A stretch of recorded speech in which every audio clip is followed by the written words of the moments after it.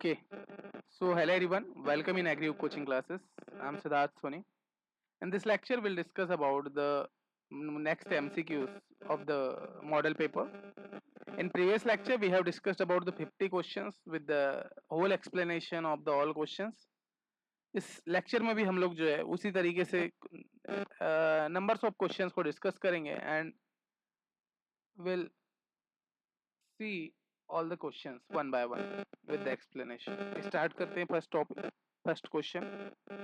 The main design criteria for the line canal is what? तो basically main design criteria क्या होता है अगर हम लोग डिजाइन करते हैं लाइन कैनाल को तो सबसे बड़ा क्राइटेरिया होता है the seepage loss will be the main criteria because line canal का मेन ऑब्जेक्टिव होता है सीपेज लॉस को कम करना और इसीलिए डिजाइन का मेन क्राइटेरिया भी वही होता है तो the seepage loss will be the most important okay तो सीपेज लॉस आप लोगों का क्या होता है पहला होता है सेकेंड एक क्वेश्चन दिया हुआ है इन द फॉर्म ऑफ न्यूमेरिकल उसको देखते हैं a crop require 60 centimetre water during its entire growth okay एक क्रॉप को 60 सेंटीमीटर वाटर लगता है उसकी पूरी ग्रोथ होते तक और उसकी इरिगेशन एफिशिएंसी विल बी 75%.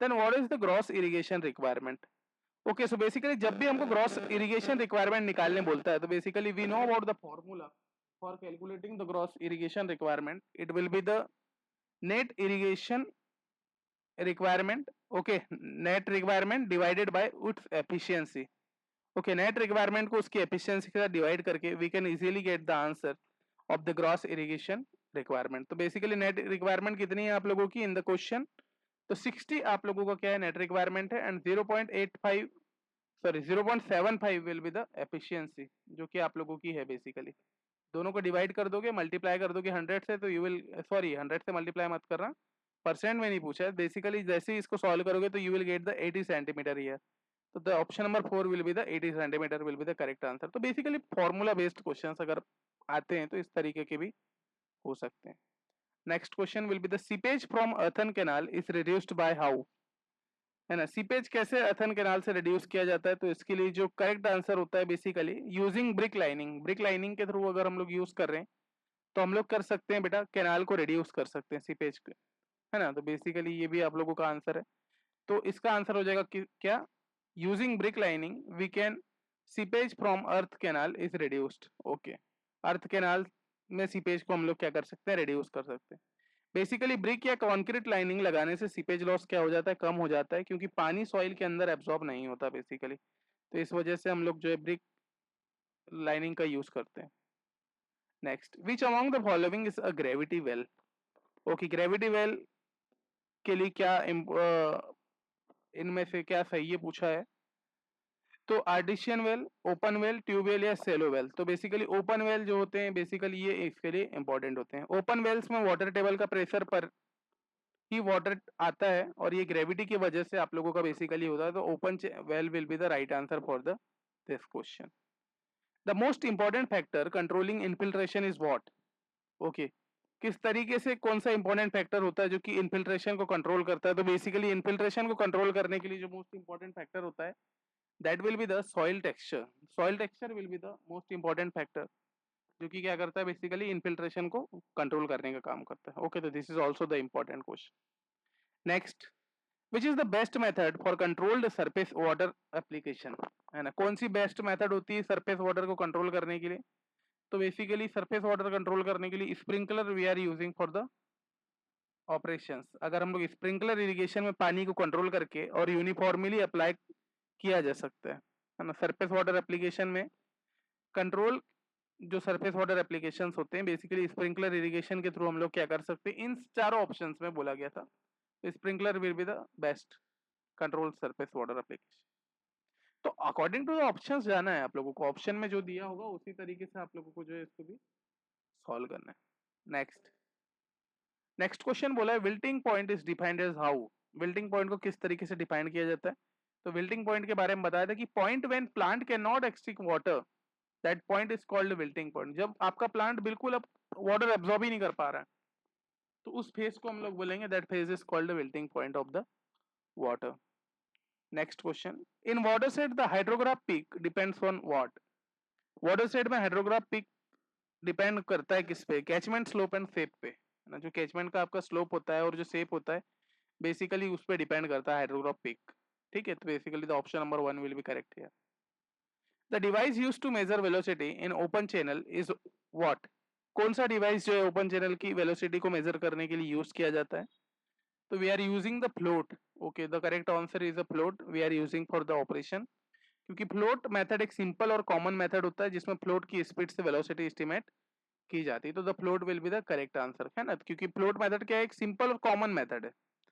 नहीं, उसकी स्पीड से वेलोसिटी को हम लोग क्या कर लेते हैं, एस्टिमेट कर लेते हैं, है ना, कि कितनी उसकी स्पीड है, उस बेसिस पे हम लोग क्या करते हैं, उसको यूज करते हैं। ठीक है, करेक्ट।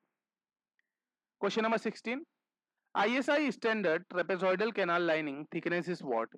ISI स्टैंडर्ड के थ्रू ट्रेपेजॉइडल कैनाल लाइनिंग की थिकनेस कितनी होना चाहिए? तो ISI के थ्रू बेटा 6 सेंटीमीटर रखा गया, तो 6 centimetre will be the correct answer, है ना, क्योंकि ISI स्टैंडर्ड के हिसाब से कंक्रीट लाइनिंग की थिकनेस 6 सेंटीमीटर होती है ट्रेपेजॉइडल कैनाल के लिए। ये भी आप लोगों को करेक्ट है, तो option number C will be correct here. Okay, next question, which of the following parameter does not affect evapotranspiration? कौन सा पैरामीटर होता है जो अफेक्ट नहीं करता इवोपोट्रांसपिरेशन को? तो basically the soil temperature is does not affect. Okay, evapotranspiration को जो सॉइल का टेम्परेचर है वो इफेक्ट नहीं कर रहा, है ना, क्योंकि इवोपोट्रांसपिरेशन पर major effect wind speed, relatively humidity और सोलर रेडिएशन का पड़ता है, लेकिन सॉइल टेम्परेचर का डायरेक्ट इफेक्ट नहीं होता इवोपोट्रांसपिरेशन पर। और ये मेनली जो है एयर रिलेटेड प्रोसेस होती है, एयर रिलेटेड प्रोसेस आप लोगों की बेसिकली होती है, तो इस तरीके से किसी भी टाइप का कोई इफेक्ट उसमें देखने के लिए हम लोगों को नहीं मिलता। Talking about the question number 62, which type of well has water table at atmospheric pressure? किस टाइप का जो वेल होता है जो वाटर टेबल एटमॉस्फेरिक प्रेशर पर देता है? तो basically the option number 3 will be correct here. तो ओपन वेल जो होते हैं बेटा बेसिकली इनका यूज किया जाता है। ओपन वेल में वाटर टेबल सरफेस के पास होती है और ये एटमॉस्फेरिक प्रेशर पे होती है। बाकी वेल्स कन्फाइंड आर्टिशियन में प्रेशर बेसिकली ज्यादा होता है, तो उस कंडीशन में ओपन वेल आप लोगों का जो है करेक्ट आंसर होता है। ओके, या आज का लेक्चर थोड़ा सा हम लोग जो है स्पीडली बना रहे हैं, क्योंकि थोड़ा सा मैं अभी रिकॉर्ड कर रहा हूँ थोड़ा लेट, इस वजह से हम लोग इस लेक्चर को स्पीडली, बाकी कल के लेक्चर को हम लोग डीप में और समझते हुए करेंगे। रेनफॉल इंटेंसिटी की क्या यूनिट होती है यहाँ पर पूछा है, रेनफॉल इंटेंसिटी की यूनिट के बारे में पूछा है, तो बेसिकली mm/r में हम लोग रेनफॉल इंटेंसिटी को कैलकुलेट करते हैं। तो mm/r will be the right answer for the calculating the rainfall intensity, है ना। रेनफॉल इंटेंसिटी को मेजर किया जाता है कितना रेन एक घंटे में गिरा है, और इसलिए यूनिट होती है mm/r। कितना पानी एक घंटे में गिरता है, बेसिकली उसके बेसिस पे हम लोग क्या निकालते हैं, रेनफॉल की इंटेंसिटी को कैलकुलेट करते हैं, है ना। तो रेनफॉल इंटेंसिटी की mm/r, एक घंटे में कितनी बारिश हुई है उसके हिसाब से इंटेंसिटी मेजर की जाती है। Question number 64, the parameter that affect both frictional and form head loss in pipes is? Okay, तो basically the velocity will be the correct answer for the condition, because frictional और minor losses दोनों velocity पे depend हो करते हैं। ज्यादा अगर velocity होती है तो हेड लॉस भी आप लोगों का बेसिकली उस कंडीशन में ज्यादा होता है ना। तो यहाँ बोथ कंडीशंस पूछा गया था, है ना, तो वेलोसिटी की condition is the correct answer. Next question की तरफ आगे बढ़ते हैं। Question number 65, rainfall run of relationship influenced mostly bye? Okay, rainfall और रन ऑफ रिलेशनशिप किसके थ्रू इन्फ्लुएंस्ड होता है बेसिकली पूछा गया है, तो correct answer will be the soil moisture. Okay, यहाँ से सॉइल मॉइस्चर आपका करेक्ट आंसर होगा, बिकॉज क्या होता है ना, अगर सॉइल ऑलरेडी मॉइस्ट है तो रेनफॉल का ज्यादा हिस्सा रन ऑफ बन जाता है। अगर बहुत ज्यादा मॉइस्ट है सॉइल आप लोगों की, तो रेनफॉल का जो ज्यादा हिस्सा होता है बेसिकली रन ऑफ बन जाता है, और ड्राई सॉइल हो तो पहले से इनफिल्ट्रेशन होता है। इसीलिए जो है soil moisture is the best critical factor for the condition, जो रेनफॉल और रन ऑफ रिलेशनशिप को इन्फ्लुएंस करता है basically. Okay, the soil moisture will be correct answer for the condition. Question number 66, velocity distribution in open channel is affected by how? तो basically velocity distribution open channel में किस तरीके से affect होती है, तो चैनल रफनेस के through ये अफेक्ट होती है। चैनल की जो रफनेस होती है उसके थ्रू इसको अफेक्टनेस देखा जाता है। ओपन चैनल में अगर सरफेस रफ है तो फ्रिक्शन ज्यादा होगा, जिससे वेलोसिटी डिस्ट्रीब्यूशन क्या होती है बेसिकली अफेक्ट होती है, और रफनेस का मेजर इंपैक्ट भी हम लोगों को देखने के लिए मिलता है। तो channel roughness will be the correct answer for the condition. Question number 67, an orifice meter measure what? Orifice meter के हेल्प से हम लोग क्या मेजर करते हैं, तो flow rate in pipes. Okay, orifice meter की हेल्प से हम लोग क्या करते हैं, फ्लो रेट को मेजर करते हैं, पाइप्स में जो फ्लो रेट आप लोगों का होता है। कैसे? तो ओरिपिक मीटर पाइप के फ्लो को मेजर करता है बेसिकली, क्रिएटिंग प्रेशर डिफरेंस के थ्रू, है ना, और ये डिस्चार्ज को मेजर करने का भी काम करता है। तो फ्लो रेट को ही हम लोग क्या कर रहे हैं बेसिकली, उसमें मेजर कर रहे हैं। या नेक्स्ट क्वेश्चन की तरफ आगे बढ़ते हैं। Next question number 68, design of a gravity dam is mainly based on how. Okay, gravity dam की डिजाइन किस पे मेनली बेस्ड होती है, यहाँ पर पूछा गया। तो basically weight of the dam and water पे डिपेंड करती है। जो डैम क्या वेट क्या है और उसका वाटर का वेट क्या है, बेसिकली उन दोनों पे क्या करती है, डिपेंड करती है। तो जब भी क्या होता है ना, जब हम लोग ग्रेविटी डैम की स्टेबिलिटी खुद के वेट पे डिपेंड करता है बेसिकली, कि ये वेट वाटर प्रेशर को रेजिस्ट करता है कि नहीं उसमें, तो कितना उसका वेट होगा, तो डैम का जितना वेट होगा बेसिकली ग्रेविटी डैम उसी पे बेस्ड आप लोगों के बनाए जाते हैं, है ना, बेसिकली वो डिपेंड करता है कंडीशंस पे। Question number 69, the discharge through a partial plums is depend on what. Discharge through a partial plums किस पे डिपेंड होता है बेसिकली, तो फ्री फ्लो कंडीशंस पे डिपेंड होता है ना। जो आपकी पार्शियल प्लम्स होती है, ये पार्शियल फ्लम तब सही डिस्चार्ज मेजर करता है जब फ्री फ्लो कंडीशन में हो, यानी कोई बैक वाटर इफेक्ट इसमें ना हो, उस कंडीशन में ये आप लोगों को देखने के लिए मिलता है। तो free flow condition will be the correct answer for the condition, है ना। डिस्चार्ज थ्रू अ पार्शियल फ्लम्स जो कि फ्री फ्लो कंडीशन पे क्या होती है बेसिकली डिपेंड करते हैं। या next question, question number 70, drainage coefficient is defined as how. Drainage coefficient को किस तरीके से डिफाइन किया जाता है, तो बेसिकली ड्रेनेज कोएफिशिएंट को डिफाइन करने के लिए हम लोग देखते हैं required depth to remove in 24 hours. Okay, कितनी रिक्वायर्ड डेप्थ होगी उसको 24 घंटे में रिमूव करने के लिए, है ना। तो बेसिकली ड्रेनेज कोएफिशिएंट ये बताता है कि एक्सेस वाटर हमें 24 घंटे में फील्ड से निकालना है, यूजुअली एमएम पर डे में। तो ड्रेनेज कोएफिशिएंट को इस तरीके से हम लोग मेजर करते हैं, कितना रिक्वायर्ड होगा टू रिमूव इन 24 आवर्स, है ना, यही बताया मैंने। तो एक्सेस वाटर हमें 24 घंटे में फील्ड से निकालना होता है, इसमें यूजुअली एमएम पर डे इसकी यूनिट भी होती है। पर डे में कितना एमएम वाटर आप लोगों ने ड्रेनेज किया है, basically this is the unit of the drainage coefficient. या next question, the unit of specific yield is what. Specific yield की यूनिट क्या होती है, तो बेसिकली स्पेसिफिक इल्ड जब मैंने बताया था तो उसमें मैंने यूनिट भी बताया था कि इसकी जो यूनिट होती है basically in percentage we can measure the specific yield, है ना। स्पेसिफिक इल्ड बेसिकली ये बताता है कि टोटल ग्राउंड वाटर स्टोरेज का कितना परसेंट हम एक्सट्रैक्ट कर सकते हैं, इसीलिए इसका यूनिट भी हम लोग क्या करते हैं बेसिकली परसेंटेज के फॉर्म में क्या करते हैं, कैलकुलेट करते हैं। तो unit of the specific yield will be the percentage. Okay, this is the correct answer. Next question, which component is used in sprinkler system to remove suspended particles. कौन सा कंपोनेंट होता है जो कि स्प्रिंकलर सिस्टम को remove करने में use होता है सस्पेंडेड पार्टिकल्स में। Which component is sprinkler system to remove suspended particle, basically तो जो फिल्टर्स हम लोग लगाते हैं स्प्रिंकलर सिस्टम में उसका यूज किया जाता है सस्पेंडेड पार्टिकल्स को क्या करने के लिए, रिमूव करने के लिए। फिल्टर में हमने स्प्रिंकलर सिस्टम जब पढ़ा था तो वहां हमने ये भी चीजें देखा था। ओके, तो स्प्रिंकलर इरिगेशन में सस्पेंडेड पार्टिकल निकालने के लिए फिल्टर लगाया जाता है ताकि क्लॉगिंग ना हो। क्लॉगिंग से बचने के लिए हम लोग को क्या करना पड़ता है, जो सस्पेंडेड पार्टिकल्स होते हैं उनको क्या करना पड़ता है बेसिकली, बाहर निकालना होता है।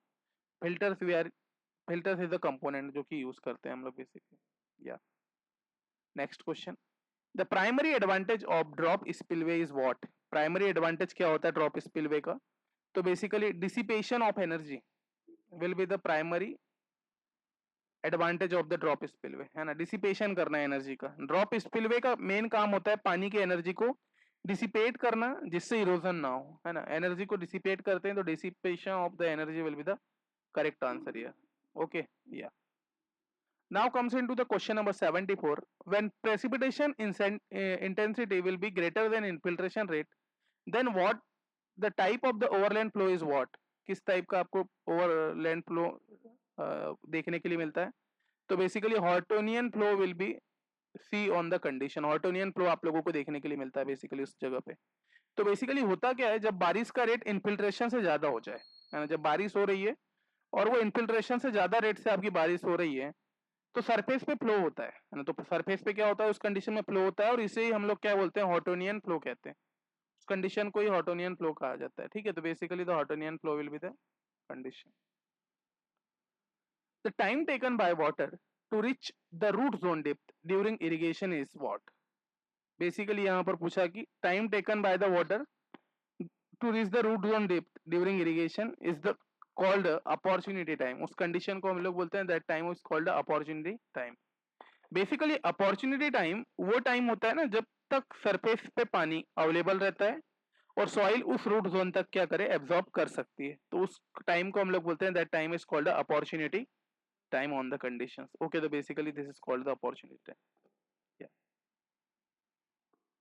आगे देखते हैं question number 76, the most accurate method for measuring the discharge from a tubewell is what. कौन सी मेथड एक्यूरेट होती है डिस्चार्ज को ट्यूबवेल है ना, डिस्चार्ज फ्रॉम द ट्यूबवेल को मेजर करने के लिए बेसिकली। तो द मोस्ट इंपॉर्टेंट मेथड जो एक्यूरेट मानी जाती है that is called volumetric method. Okay, है ना, डिस्चार्ज कैलकुलेशन के लिए ट्यूबवेल्स में। तो वॉल्यूमेट्रिक मेथड ऐसी मेथड होती है जो डायरेक्टली मेजर करता है टाइम के अगेंस्ट वॉल्यूम मेजर करके कि डिस्चार्ज निकाला जाता है, सबसे एक्यूरेट होता है बेसिकली ये। तो वॉल्यूमेट्रिक मेथड के थ्रू हम लोग डिस्चार्ज का कैलकुलेशन करते हैं ट्यूबवेल में। ओके, तो this is the first method we are using for the consumptive use of water is the sum of what. Consumptive use of water क्या होता है बेसिकली, ये जो एमसीक्यू है कल के लेक्चर में भी पूछा गया था और this comes also the today's exam. Okay, and today's paper, so basically the evaporation and the transpiration, okay, the option number C will be correct here।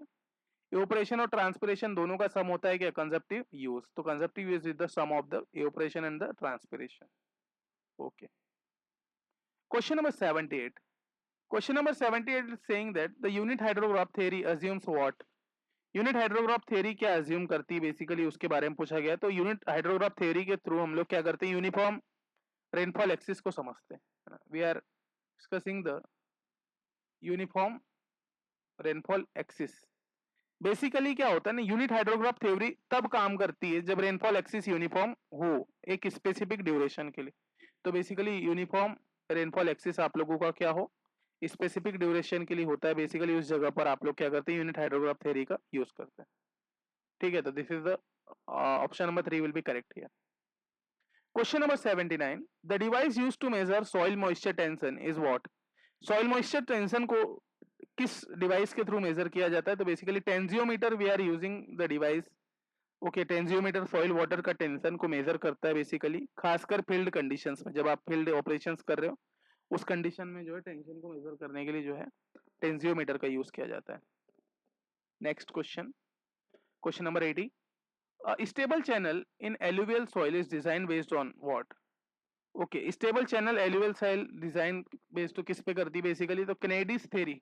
Okay, we are using Kennedy's theory alluvial soil में stable channel design के लिए basically use होती है जिसमें sediment transport और velocity का relation होता है बेसिकली। तो the Kennedy's theory will be the important for the this condition और दिस क्वेश्चन। या Kennedy theory will be the right option.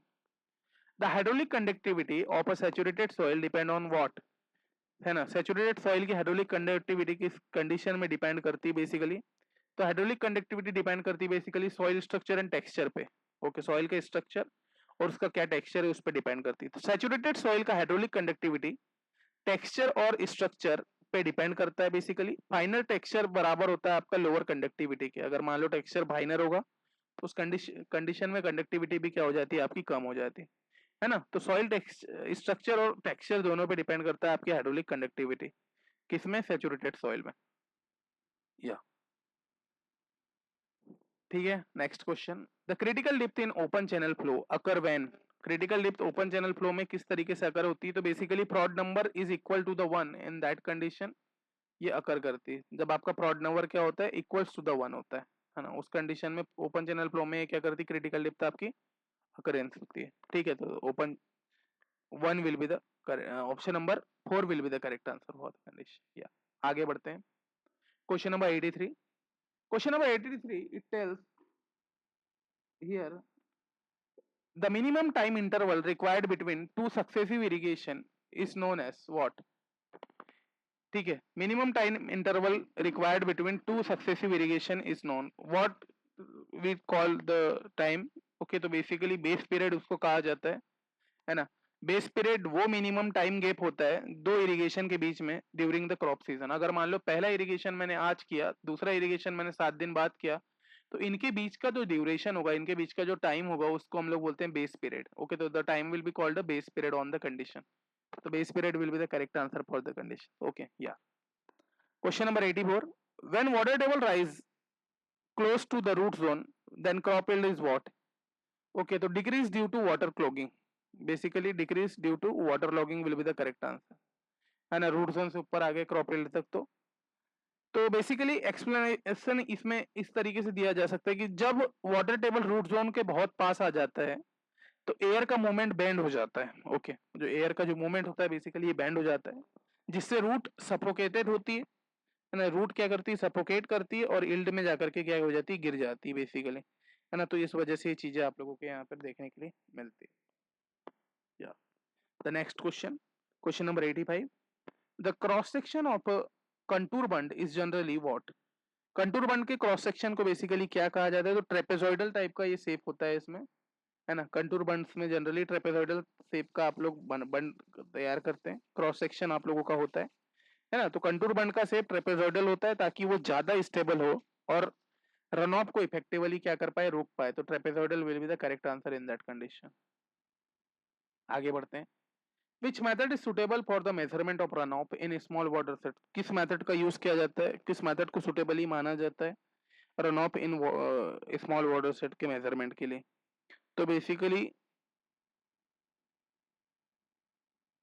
यहाँ पर वेंचुरी फिल्म्स लिखा है, वेइंग टाइप रेन गेज लिखा है। तो कोस्टोकॉन व्हील्स जो होते हैं बेसिकली इनका यूज किया जाता है स्मॉल वाटर सेट में रन ऑफ के लिए। ये मैंने अभी 2-3 दिन पहले ही पढ़ाया है ना। ये कोस्टोकॉन व्हील स्मॉल वाटर सेट से रन ऑफ मेजर करने के लिए बेसिकली यूज किए जाते हैं। एक रिलायबल और एक्यूरेट डिवाइस होती है, ठीक है। तो इसके बारे में मैंने लेक्चर में पढ़ाया हुआ है, इसके बारे में आप देखना। Question number 87। Which crop require the maximum irrigation water in India? किस क्रॉप में सबसे ज्यादा मैक्सिमम इरिगेशन की जरूरत पड़ती है? तो बेसिकली पेडी की जब हम लोग खेती करते हैं तो पेडी में सबसे ज्यादा वाटर आप लोगों को रिक्वायर्ड होता है। ओके, पेडी मीन्स राइस। बेसिकली इसको क्या होता है ना, राइस को कंटिन्यूअसली स्टैंडिंग वाटर चाहिए होता है बेसिकली, है ना। तो इसलिए सबसे ज्यादा इरिगेशन डिमांड करता है। तो इंडिया में सबसे ज्यादा डिमांडिंग क्रॉप आपकी केवल पेडी होती है ना। पेडी आप लोगों की सबसे ज्यादा डिमांडिंग क्रॉप के अंदर में आती है। या question number 88। The permissible seepage loss in online canal in Sandy soil is around what? Okay, permissible seepage loss in online canal is Sandy soil is around what? तो बेसिकली 6 to 9 क्यूमिक ये basically होती है, divided by 1000 metre. Okay, तो the option number 2 will be correct here because 6 to 9 क्यूमिक आप लोगों का होता है and divided by the 1000 metre आप लोगों का देखने के लिए मिलता है ना। क्यों? क्योंकि सैंडी सॉइल में सीपेज ज्यादा होती है, इसीलिए अनलाइन कैनाल का अलाउेबल सीपेज 6 to 9 क्यूमिक पर 1000 मीटर तक होता है बेसिकली। तो ये this is the option number 2 will be correct here. या next question, question number 89। The main cause of salinity in irrigation command area is what? Okay, तो basically the main cause of the salinity in irrigation command area will be the inadequate drainage. The inadequate drainage will be the correct answer for the condition. Okay, the inadequate drainage will be the correct answer. Basically होता क्या है, proper drainage ना होने की वजह से ना salt surface पे एक्यूमुलेट हो जाते हैं, है ना। तो एक्यूमुलेट होने के बाद क्या होता है ना, जिससे सैलिनिटी बढ़ती है। तो इस कंडीशन में इनएडिक्वेट ड्रेनेज आप लोगों को देखने के लिए मिलते हैं सैलिनिटी।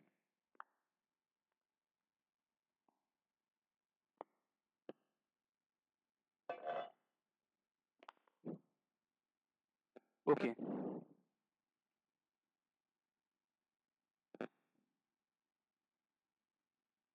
या ये मतलब बेसिकली सैलिनिटी पूछा था कि कौन सा कॉज होता है, तो इनएडिक्वेट ड्रेनेज की वजह से this is the condition.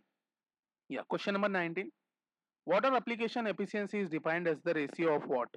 Water efficiency को डिफाइन करने के लिए किन दो चीजों का रेशियो होता है बेसिकली? तो वाटर एप्लीकेशन एफिशिएंसी हम लोग कैलकुलेट करते हैं। Water application efficiency basically root zone में स्टोर हुआ पानी को डिवाइड किया जाता है फील्ड में दिए गए पानी से और डिवाइड मल्टीप्लाइड बाय द 100। तो basically the option number 1 will be correct here. Water stored in root zone to water delivered, basically दोनों का जो रेशियो होता है ये वाटर एप्लीकेशन एफिशिएंसी को डिफाइन किया करता है ना। तो the first option will be correct here. Question number 91। In drip irrigation system pressure compensated, just a second ना, यहाँ दिखने रही है। Just a second. In drip irrigation system, pressure compensating emitters are used to what? Okay, तो uniform flow at varying pressure we are using for the condition. Okay basically होता क्या है, pressure कंपेस्टिंग emitters अलग अलग प्रेशर पे भी same flow देते हैं बेसिकली, जिससे सभी प्लांट्स को क्या होता है ना बेटा बराबर पानी मिलता है उस कंडीशन में. तो the option number 2 will be correct here. Uniform flow at the bearing pressure will be the correct answer. या थोड़ा सा मैं थोड़ा तेज करवाऊंगा, 9-10 क्वेश्चन और है उनको हम लोग कर लेते हैं, बाकी कल लेक्चर में इनको और डीपली डिस्कस कर लेंगे. जो भी समझ नहीं आता वो डायरेक्टली मुझसे पूछ लेना. या the upstream slope of an earthen dam is generally protected with what? Okay तो basically stone pitching with filter will be the correct answer. Upstream slope जो होता है अर्थन डैम्स में किसके थ्रू प्रोटेक्ट होता है बोला है, तो basically stone pitching with the filters. हम लोग क्या करते हैं, स्टोन को पिच करते हैं फिल्टर्स के साथ में, तो वहां पर अपस्ट्रीम स्लोप लगाए जाते हैं अर्थन डैम्स में बेसिकली, है ना. तो ये बेसिकली होता क्या है ना, अर्थन डैम्स के अपस्ट्रीम स्लोप पे स्टोन पिचिंग या फिर फिल्टर लगाते हैं जिससे इरोजन और सीपेज को हम लोग क्या कर पाए, कंट्रोल कर पाए. तो वहां पर आप लोगों की stone pitching with the filters are used for the conditions. या ये सभी चीजें हमने पढ़ा हुआ है ना, इन्हीं को बस हम लोग एमसीक्यूज के फॉर्म में देख रहे हैं. Question number 93 will be a lysimeter is used for what? Lysimeter का यूज किस तरीके से किया जाता है? तो एस्टिमेटिंग एवोपोट्रांसपिरेशन के लिए हम लोग क्या है लीसीमीटर का यूज करते हैं बेसिकली. तो the option number B will be the correct answer, है ना, क्योंकि लीसीमीटर एक क्लोज्ड कंटेनर सिस्टम होता है बेसिकली, जो प्लांट और सॉइल के एवोपोट्रांसपिरेशन को एक्यूरेटली मेजर करने के लिए आप लोगों का यूज होता है. तो lysimeter are the used for the conditions also. Next, a farm pond is a primarily constructed for what? Farm pond क्यों बनाए जाते हैं, प्राइमरली किस लिए कंस्ट्रक्ट किए जाते हैं, यहाँ पर पूछा गया. तो फार्म पॉन्ड हम लोग क्या करते हैं, खेतों में हम लोग इसका बनाते हैं किसके लिए, वाटर हार्वेस्ट करने के लिए और irrigation. For the water harvesting और irrigation purpose we are making the farm pond for the primarily conditions. Okay तो फार्म पॉन्ड एक मेन पर्पस होता है रेन वाटर हार्वेस्टिंग और इरिगेशन वाटर को स्टोर करने का. ओके तो वहां पर आप लोगों का ये बेसिकली यूज किया जाता है. तो वाटर का हार्वेस्ट करना और इरिगेशन करने के लिए फार्म पॉन्ड्स आप लोगों के बेसिकली बनाए जाते हैं. Question number 95, the stability of retaining walls is checked against. Okay stability of the retaining wall is check किसके चेक अगेंस्ट चेक की जाती है बेसिकली, तो स्लाइडिंग ओवरटर्निंग और बेरिंग कैपेसिटी के बेसिस पे इसको चेक किया जाता है ना. रिटेनिंग वॉल का डिजाइन में तीनों चेक जरूरी होते हैं बेसिकली, है ना. रिटेनिंग वॉल जब भी हम डिजाइन करते हैं स्टेबिलिटी चेक करते हैं तो उसमें तीनों चेक्स आप लोगों को पहले करना होता है. स्लाइडिंग करके देखना होता है आगे सरक तो नहीं रही है, ओवरटर्निंग को देखना होता है पलटने का काम तो नहीं होगा, या फिर बेरिंग फेलियर्स इसमें देखा जाता है फाउंडेशन फेलियर तो नहीं है किसी टाइप से. ये सभी चीजों के बेसिस पे इनको चेक किया जाता है रिटेनिंग वॉल्स को बनाते समय. ठीक है तो sliding overturning and the bearing capacity will be the correct answer. है हाइड्रोलिक कंडक्टिविटी की क्या यूनिट होती है बेसिकली, नेक्स्ट क्वेश्चन में पूछा गया. तो हाइड्रोलिक कंडक्टिविटी को हम लोग मेजर करते हैं in the form of meter per second, है ना. बेसिकली हाइड्रोलिक कंडक्टिविटी बताता है कि कितनी फास्ट सॉइल के थ्रू फ्लो करता है, जो वाटर होता है कितना फास्ट जो है सॉइल के थ्रू क्या करता है, फ्लो करता है बेसिकली. इसी को हम लोग बोलते हैं हाइड्रोलिक कंडक्टिविटी. इसकी SI unit metre per second में हम लोग इसको देखते हैं. तो metre per second will be the correct answer for the unit of the hydraulic conductivity. Okay या next question, leaching requirement is essential for crop grown in. Leaching requirement किसके लिए एसेंशियल होती है, किस क्रॉप के लिए, तो बेसिकली सेलाइन सॉइल्स में ये सबसे ज्यादा रिक्वायर होती है ना. या सॉइल के बारे में पूछा गया, leaching requirement essential for crop grown इन किस सॉइल के लिए, तो यहाँ पर saline soil will be the correct answer, है ना. लीचिंग रिक्वायरमेंट हम लोग सेलाइन सॉइल में करते हैं, जो आपकी सेलाइन टाइप की सॉइल होती है. तो option number 3 will be correct here, क्योंकि सेलाइन सॉइल्स में साल्ट को रूट जोन से बाहर निकालने के लिए हम लोग लीचिंग की जरूरत होती है हम लोगों को. और लीचिंग करने से क्या होता है ना, हमारी क्रॉप सेफ हो जाती है. तो लीचिंग कंडीशन आप लोगों की सेलाइन सॉइल्स में यूज होती है. तो saline soil will be the correct answer for the condition. Next question, question number 98, the field capacity of soil is generally attain after what, है ना. यहाँ पर क्वेश्चन बोला है कि field capacity of the soil is generally attain after what. तो 1 to 2 days of the irrigation हम लोग इसको देखते हैं. इरिगेशन के 1-2 दिन बाद जब ग्रेविटी वाटर ड्रेन हो जाता है ना, तब सॉइल फील्ड कैपेसिटी पे पहुंचती है. तो उस कंडीशन में हम लोग इसको क्या करते हैं, जनरली अटेंड करते हैं. तो soil is generally attend 1 to 2 days of the irrigation या फील्ड कैप. तो बेसिकली यहाँ ऑप्शन कौन सा हो जाएगा, 1 to 2 days ऑफ इरिगेशन या will be the correct answer. अभी चीजें हम लोगों ने पढ़ाया हुआ है इन the form of the lectures, ये सारी चीजें वही रिपीट हो रही है. क्वेश्चन नंबर 98 क्या बोल रहा है, विच of the following has the highest water holding capacity, कौन सी सॉइल के अंदर में सबसे ज्यादा वाटर होल्डिंग कैपेसिटी होती है, तो basically only the clay soil. Soil science जिसने पढ़ा होगा they know about the easily, बहुत अच्छे क्वेश्चंस भी हमने रखा है इस पेपर में, है ना। तो क्ले पार्टिकल्स बहुत अच्छे होते हैं, इसीलिए उनके बीच ज्यादा पोर्स होते हैं जो पानी को क्या करते हैं, बेसिकली होल्ड करते हैं। तो the clay will be the correct answer for the condition, तो clay will be the correct answer, क्योंकि क्या कर रहे हैं, पानी को होल्ड कर लेते हैं।